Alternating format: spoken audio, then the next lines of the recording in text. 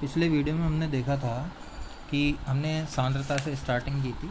तो सांद्रता क्या होती है? विलायक या विलयन की एकांक मात्रा में उपस्थित विलय की एकांक मात्रा को हम क्या कहते हैं? सांद्रता। यानी उस विलायक या विलयन में कितना विलय घुला हुआ है वो क्या कहलाएगी? उसकी सांद्रता। फिर उसकी इकाइयों पर अध्ययन किया था। इकाइयों के कितने भाग होते हैं? 3 भाग, भार आयतन, भार भार और आयतन आयतन। भार आयतन इकाइयाँ इसमें से ली थी।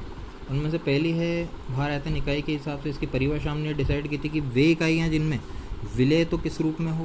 भार के पदों में, और विलायक या विलयन किस आधार पर लिया हुआ हो? आयतन के पदों में। तो वो इकाइयाँ क्या कहलाएंगी? भार आयतन इकाइयाँ। ये कितने प्रकार की थी? 3 प्रकार की। नॉर्मल था जिसे कैपिटल एन से दर्शाते हैं, मोलर था जिसे कैपिटल एम से दर्शाते हैं, फॉर्मल था जिसे कैपिटल एफ से दर्शाते हैं। नॉर्मलता जो होती है वो कैपिटल एन से दर्शाई जाती है। उसकी परिभाषा क्या होती है? 1 लीटर विलयन में उपस्थित विलय के ग्राम तुल्यांकों की संख्या को हम क्या कहते हैं? नॉर्मलता। 1 लीटर विलयन में उपस्थित विलय के कितने ग्राम तुल्यांक उसको हम क्या कहते हैं? उसकी नॉर्मलता। भाई ग्राम तुल्यांक क्या होते हैं? ग्राम तुल्यांक होते हैं, हम यहाँ अगर बटा लगा दें तो विलय का ग्राम में भार बटा तुल्यांक की भार, विलय का ग्राम में भार बटा तुल्यांक की भार। तो ये क्या कहलाता है? ग्राम तुल्यांक। यानी विलय का ग्राम में भार बटा विलय का तुल्यांक। फिर विलय का तुल्यांक भार निकालने का सूत्र है कि विलय का जो भी अणुभार होगा बटा विलय के जो वैलेंसी फैक्टर या संयुक्ता गुणांक होगा वो। अब ये संयुक्ता गुणांक क्या है? अम्ल द्वारा त्यागे गए H+ या क्षार द्वारा त्यागे गए OH- या आदान प्रदान किए गए इलेक्ट्रॉनों या आवेशों की संख्या। नॉर्मलता का सूत्र फिर कि यहाँ से क्या निकला? W/E। ये तो क्या हो गया?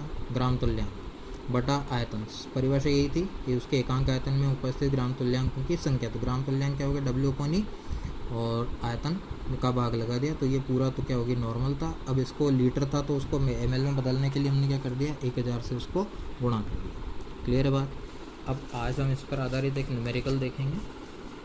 अब न्यूमेरिकल के अंदर देखो कि 0.49 ग्राम H2SO4 के 100 ml विलयन में घोल कर तैयार किए गए विलयन की नॉर्मलता ज्ञात कीजिए। एक तो ये आपको H2SO4 का ग्राम में भार दे रखा है, यानी विलय का ग्राम में भार। ये आपको 100 ml जो है विलयन का आयतन दे रखा है। ये तो W हो गया, ये B हो गया। इसमें घोल करके तैयार किए गए विलयन की नॉर्मलता हमको निकालनी। अब इसके लिए क्या करेंगे? दिया गया है विलय H2SO4 का ग्राम में भार, यानी इसका ग्राम में भार दे रखा है W, जिसको हम मानते हैं 0.49 ग्राम। इकाई का ध्यान रखें। विलयन का आयतन V बराबर क्या होता है? 100 ml। अब हमको यहाँ सूत्र में जो हमने ये सूत्र देखा था, इसमें सूत्र में W/1000/E/V था। V हमारे पास है, W हमारे पास है, E हमारे पास नहीं है। तो E निकालने के लिए ये तुल्यांक के भार निकालने के लिए क्या है? विलय का अणुभार बटा विलय का जो ये वैलेंसी फैक्टर या संयुक्ता गुणांक है वो है। तो अब संयुक्ता गुणांक निकालने के लिए हमने क्या किया? H2SO4 को तोड़ा, इसको आयनित करके देखा। जब आयनित किया तो इसमें कितने H+ त्यागे जा रहे हैं? 2H+, यानी वैलेंसी फैक्टर क्या हो गया? 2। ऐसे H2SO4 का तुल्यांक भार क्या हो गया? उसका अणुभार बटा वैलेंसी फैक्टर। अणुभार कितना होता है इसका? 98। अणुभार कितना होता है? 98। उसमें 2 का भाग लगा दिया तो ये क्या हो गया अपना? 49। ये आ गया हमारे पास तुल्यांक भार। किसका आ गया? H2SO4 का। ग्राम लगा दो, सभी इकाइयाँ ग्राम में चल रही है, वैसे तो ग्राम प्रति मोल होता है। अब हम बात करें तो ग्राम प्रति। अब सूत्र में वैल्यू डालेंगे। W बराबर 0.49, E बराबर 49, और ये 2 पॉइंट उड़ाएंगे तो 2 जीरो एक्स्ट्रा आ जाएंगे। इसके 3 जीरो से ये 3 जीरो उड़ा दिए, बाकी सारी वैल्यूज हमने डाल दी। W का मान डाल दिया 0.49 गुणा 1000। E का मान हमने डाल दिया 49 और V का मान हमने डाल दिया 100 ml। तो कट पॉइंट उड़ाया, ये हटाने पर हमारे पास क्या है? 2 जीरो और आ गया। ठीक है, तो इसका 1 जीरो से 1 जीरो हो गया। ये पूरा कट गया, एक बार कटा और 1 जीरो नीचे बचा हुआ, तो क्या गया? 0.19। क्लियर है यहाँ तक? इसके बाद अगली चीज़ हम देखेंगे मोलरता।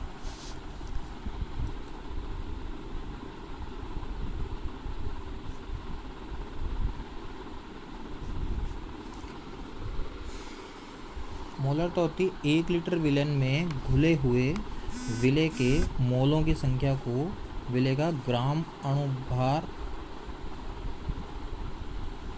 मतलब विलेय के मोलों की संख्या या विलेय के ग्राम अणुभारों की संख्या को हम क्या कहते हैं, मोलरता कहते हैं। विलेय के ग्राम अणुभार या विलेय के मोलों की संख्या को हम क्या कहते हैं, उसकी मोलरता कहते हैं। देखिए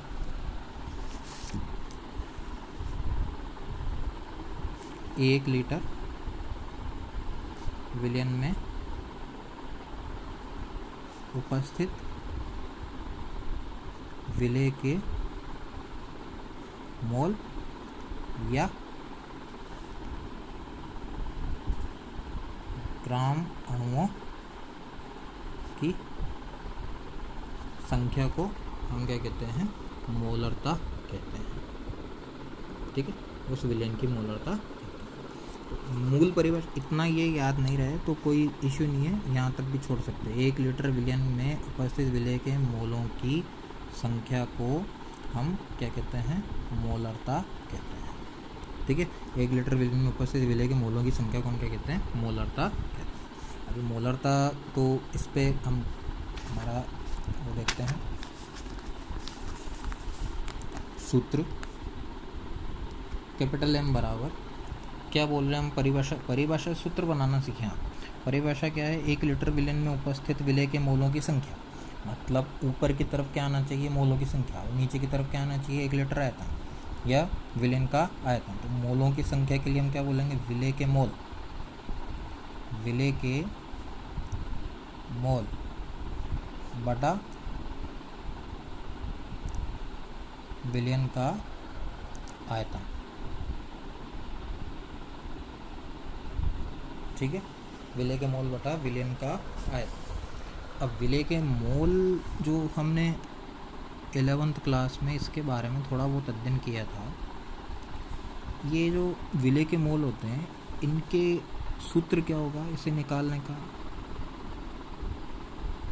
विलेय का ग्राम में भार यानी वही W बटा विलेय का अणुभार, M मान लो उसको, ये भी M हो जाएगा तो इसको MM कर दो, मॉलिक्यूलर मास कहते हैं। ठीक है, तो स्मॉल n बराबर क्या हो गया, विलेय का ग्राम में भार W बटा विलेय का अणुभार MM। ठीक है, अब ये चीज़ अगर इसकी जगह रख दें तो यहाँ से कैपिटल M बराबर यानी मोलरता का सूत्र क्या हो जाएगा, इसको उठा के इसकी जगह रख दो। तो ये ऐसे रखोगे तो क्या होगा, विलेय का ग्राम में भार बटा विलेय का अणुभार, ये तो हो गया स्मॉल n। बचा क्या नीचे, विलयन का आयतन, उसको नीचे लिख दो, विलयन का आयतन। ठीक है, अब चूंकि ये लीटर में था, अगर इसको ml में ले लें, हमको क्वेश्चन में ज़्यादातर ml में दिया जाता है, तो ऊपर क्या हो जाएगा, 1000 से गुना हो जाएगा। अब अगर यहाँ मान लो आपको क्वेश्चन में ml में नहीं दे रखा हो, लीटर में दे रखा हो, तो टेंशन में नहीं आना, सूत्र ये रहेगा, 1000 हट जाएगा। ठीक है, तो इसको हम शॉर्ट में लिखें तो m बराबर क्या हो जाएगा, W गुणा 1000 बटा अणुभार कितना है mm इंटू आयतन V। ठीक है, ये हो गई हमारी मोलरता। तो मोलरता ये हो गई, तो अब आगे हम क्या देखेंगे,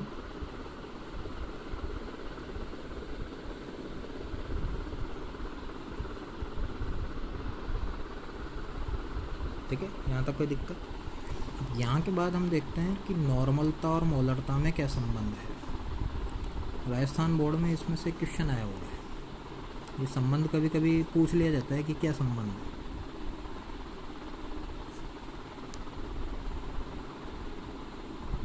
संबंध देखिए आप, पहले हम दोनों के सूत्र लिख लेते हैं। n बराबर क्या होता है, W गुणा 1000 बटा E इंटू V, जो है समीकरण 1।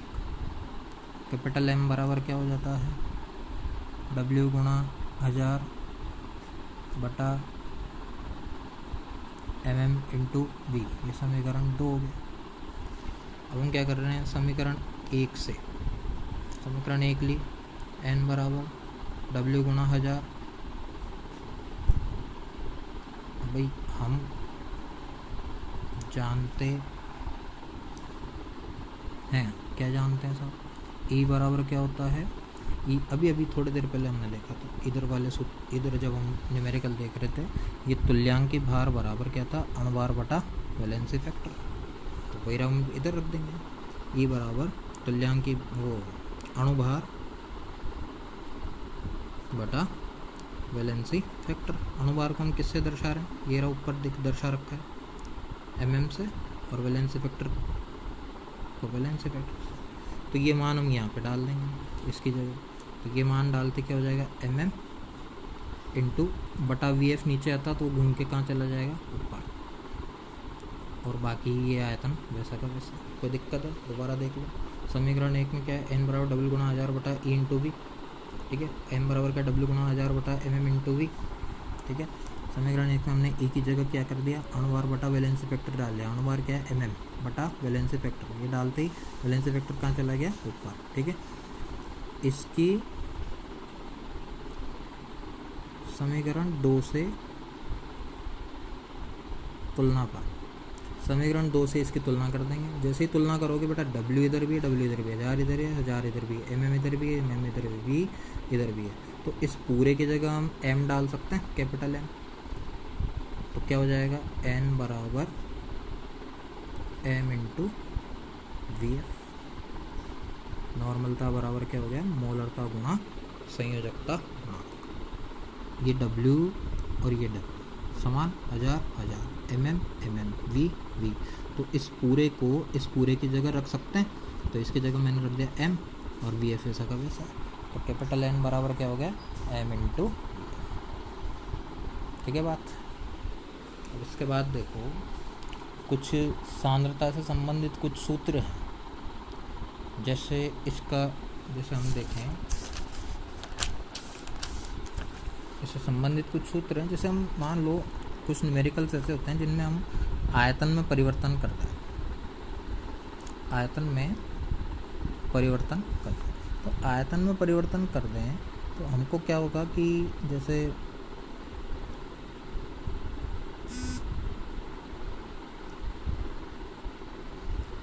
मान लीजिए हमने एक पात्र लिया, ठीक है,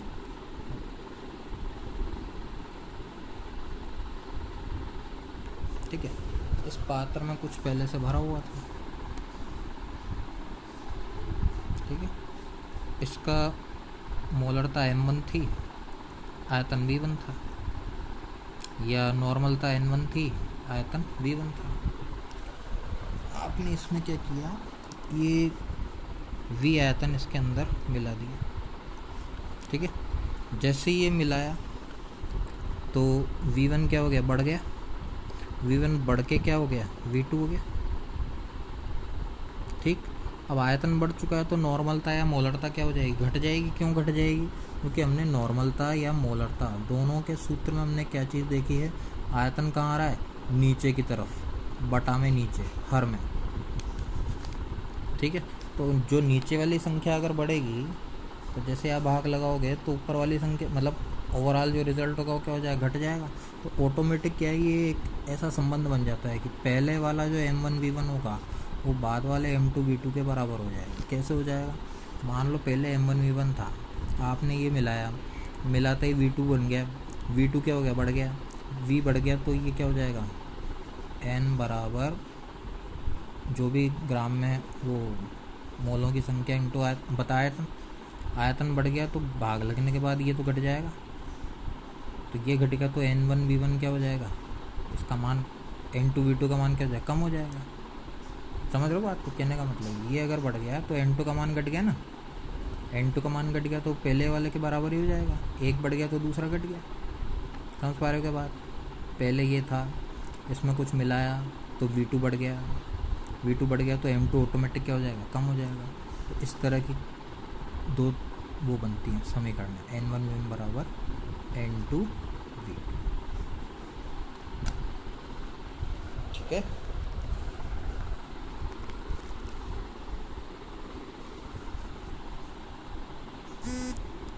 इसके बाद हम अगले पेज पे चलते हैं। शेष जो भी जानकारी होगी वो अगले वीडियो के अंदर आपको दी जाएगी।